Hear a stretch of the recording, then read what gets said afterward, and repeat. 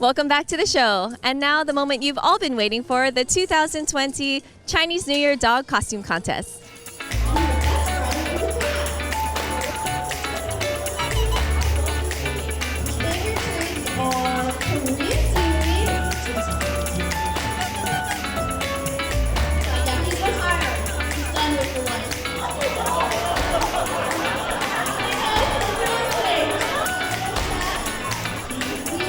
Adjust your scores.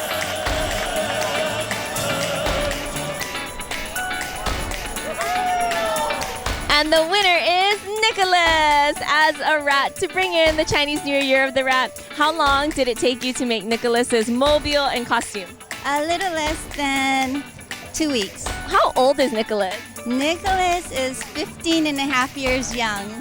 I think he wants his prize, don't you think? He does. Anything that has food in it, he's going to be going for it. So we know he's not a rat, but what kind of dog is Nicholas? Nicholas is a Yorkshire Terrier. Thank you. Congratulations to you both.